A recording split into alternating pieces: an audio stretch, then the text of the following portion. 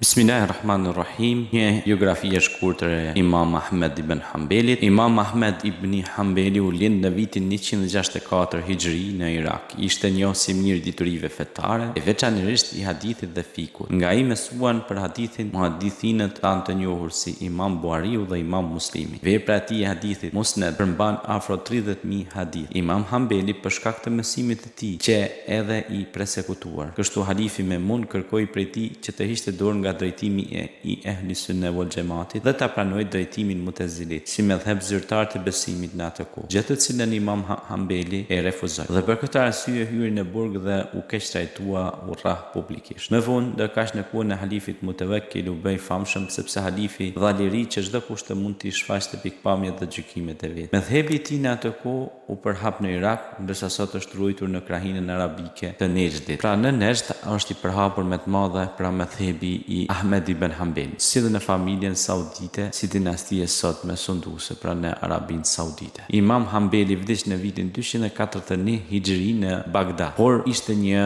ndër dietarët e mëdhenj të asaj kohe, ku thuheshte se kishte mësuar përmendsh deri në 1 milion hadithe, ku i dinte të gjitha hadithet të cilat janë të sakta, sahih, të cilat janë pra mursal, të cilat janë maudhua të shpikura, por i dinte edhe ato të cilat janë dhaif, të dobta. Pra ishte një ekspert i vërtet i hadithologjisë, shkencës së hadithit. Mirë po, imani i tij ishte shumë i lartë, ai ishte shumë i përkushtuar në rrugën e Zotit të Madhërisëm, i mësonte nxënësit e tij, përgatiste kuadro pra për në fushën e mejdanit të davetirjes islame. Ahmed ibn Hanbeli ka qenë pra një njeri shumë i devotshëm, një i dashur i Allahut, një dietar i përkushtuar që të përhap fjalën e Zotit kudo. Dhe padyshim që biografia e tij flet shumë për punën e tij të palodhshme, që edhe pse u persekutua, u keq trajtua dhe u rrah, ai nuk u dorëzua asnjëherë në përhapjen e të vërtetës dhe përhapjen e fjalës së Allahut dhe mësimeve të dërguarit Muhammed alayhi salatu wassalam.